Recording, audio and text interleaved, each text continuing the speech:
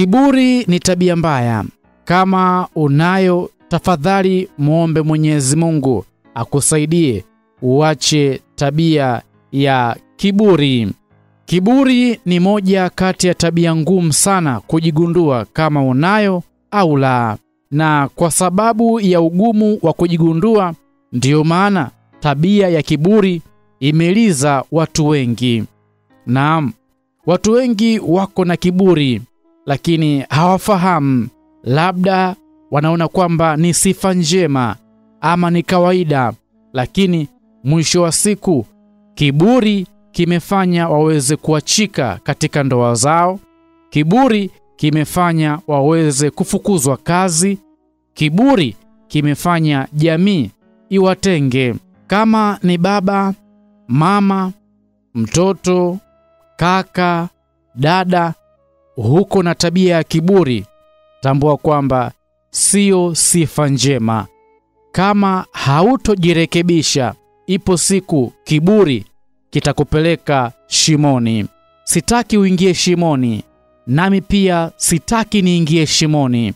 Kupitia hapa Chakula cha Ubongo na kuletea mambo kadhaa ili kila mmoja, mimi na wewe, tujipime sote kama tuna dalili mojawapo ya kiburi au la, na kama tuko na tabia mojawapo ya kiburi tuweze kuacha. Mtu mwenye kiburi hupenda kujulikana na hapendi wengine wajulikane. Mtu mwenye kiburi yupo tayari kuwafanyia wenzie mabaya waonekane wamekosea, na yeye pekee ndiyo aonekane kuwa ni mwema, tena aonekane mzuri kuliko wengine. Mtu mwenye kiburi anapenda kusikilizwa, ila hapendi kusikiliza wengine. Mtu huyu anapenda watu wakae kumsikiliza yeye tu, lakini hahitaji wala hataki kusikiliza kutoka kwa watu wengine, akidhani wote hawajui, yeye pekee ndiye ambaye anajua kila kitu. Mtu mwenye kiburi hapendi kushauriwa na watu wengine. Mtu mwenye kiburi kila wakati anapenda kushauri watu wengine, lakini ikifika wakati wa yeye kushauriwa hataki. Mtu mwenye kiburi hapendi kukosolewa. Mtu huyu hapendi kukosolewa, ila anapenda kukosoa wenzake. Kila kitu kwake amefanya vizuri, yaani yeye hakosei, lakini wenzake ndio namba moja kuwakosoa. Ukiona uko na hiyo tabia, ipinge kwa nguvu zote. Ni roho mbaya ya kiburi. Mtu mwenye kiburi anapenda kutiwa moyo, hapendi kutia moyo wengine. Ni kawaida mtu mwenye kiburi wenzie wakipata matatizo hapendi kuwatia moyo, hapendi hata kuwafariji, lakini yeye anapenda kutiwa moyo na anapenda kufarijiwa yeye tu. Ukiona hivi, jua shetani anatenda kazi ndani yako. Mtu mwenye kiburi anapenda kulaumu wengine. Mara nyingi mtu mwenye kulaumu wengine ni mtu mlalamikaji. Kila wakati yeye ni mtu wa kulalama tu. Hata ufanye zuri lipi, yeye haoni, anaona umefanya mabaya. Mlalamishi kila wakati, ila yeye hapendi kulaumiwa. Kazi kulaumu wenzake. Mtu mwenye kiburi anapenda kudai heshima kwa nguvu. Mtu huyu hupenda kuheshimiwa kwa nguvu zote, lakini yeye hapendi kuheshimu wengine kabisa. Yeye anajiona ni mkuu kuliko wengine. Mtu mwenye kiburi hupenda kumiliki mali isiyo yake. Vitu ambavyo sio vya kwake, yeye hupenda kuwa vya kwake. Kama mwanao yuko na hiyo tabia, jua umefuga kiburi ndani yake. Mtu mwenye kiburi hufurahi kuonea wengine na kuwasimanga wengine. Mara nyingi watu wenye viburi husimanga watu wengine kwa ajili ya chakula au mavazi au kitu chochote kile. akijiona yeye ndiye ambaye anavyo ila wengine hawana. Kama unasimanga wenzio kwa ajili ya mavazi, chakula, jua kwamba haufanyi vyema, unamkosea Mwenyezi Mungu. Mtu mwenye kiburi hajui kujishusha hata kama amekosea. Mtu mwenye kiburi siku zote maongezi yake yeye ni kujisifia tu. Mtu mwenye kiburi siku zote hana utii, hujiinua yeye tu na hana utii kabisa kwa watu wengine. Mtu mwenye kiburi afanyalo yeye ndiyo sahihi, anajiona kila jambo analofanya ni sahihi, lakini wengine wanakosea. Mtu mwenye kiburi harekebishiki. Hata ujitahidi vipi kumrekebisha, huwa hataki mpaka agundue mwenyewe kuwa amekosea, ndiyo anaweza akajirekebisha. Ila wewe hauwezi kumrekebisha, hataki kukiri kwamba amekosea. Mtu mwenye kiburi siku zote anajifanya anajua yote. Kila jambo likisemwa, yeye wa kwanza analijua.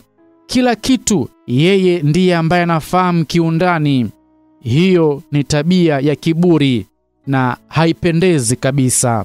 Yote kwa yote, ukiona kila ukionywa unakasirika na kununa au kususa, hiyo ni dalili kubwa ya mtu mwenye kiburi. Yaani unakaripiwa, unapewa onyo, badala ya kuangalia ulipokosea au kuona tatizo ambalo uko nalo, wewe hauwezi kujizuia, unakasirika, unanuna. Hicho ni kiburi.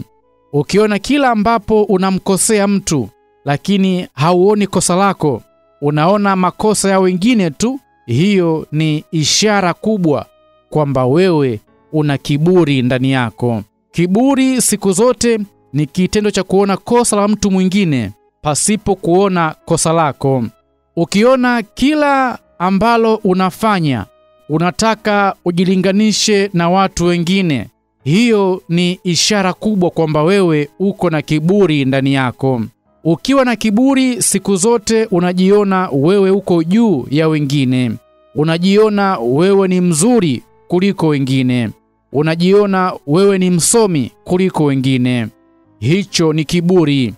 Ukiona kila ambalo unafanya kwa lengo la kushindana, hicho ni kiburi. Unafanya ili kumshinda fulani hata kama huyo fulani hajui, hicho ni kiburi. Ukiona unapenda kusifiwa kwa kila kitu ambacho unafanya, hicho ni kiburi. Kutambulika na kushukuriwa si jambo baya kabisa, lakini ukiona ukikosa hicho kitu, unakosa amani, unakosa furaha, hicho ni kiburi.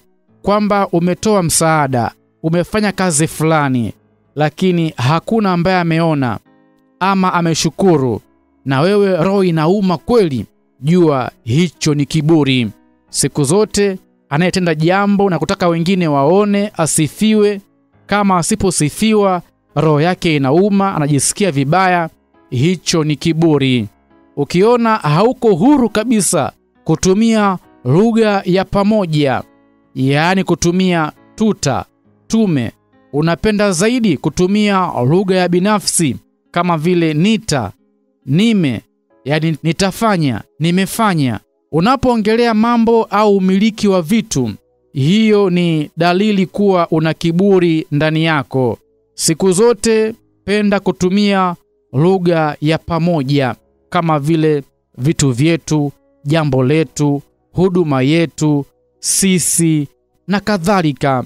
Kama unapenda kutumia lugha ya umoja, mimi, nitafanya, nimefanya hiki na kile, hicho ni kiburi.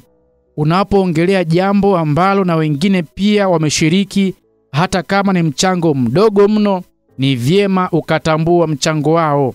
Pia hiyo ndiyo sifa ya mtu muungwana na mtu mnyenyekevu. Kumbuka, kiburi utangulia anguko, lakini pia kiburi utangulia mauti. Ukisoma Biblia kitabu kitakatifu cha Mwenyezi Mungu, kitabu cha Mithali 13 mstari wa 10, inasema, kiburi huleta mashindano tu, bali hekima ukaa nao wanaoshauriana. Pia ukisoma Mithali 29 mstari wa 23, inasema, kiburi cha mtu kitamshusha, bali mwenye roho ya unyenyekevu ataheshimiwa. Mithali 12 mstari wa 15, njia ya mpumbavu imenyooka machoni pake mwenyewe, bali yeye aliye na hekima usikiliza shauri. Bila shaka umeweza kung'amua mawili matatu. Kama huko na kiburi, utakuwa umejitambua. Tafadhali kuanzia leo, wewe na mimi tuombe msaada kwa Mwenyezi Mungu Baba aliye juu mbinguni, atusaidie tuweze kuikataa roho ya kiburi, roho ambayo iko ndani yetu, roho ambayo siku zote inatufanya tujione twajua kuliko wengine. Mungu atusaidie kiburi kitoke ndani yetu na tuweze kuwasaidia wengine.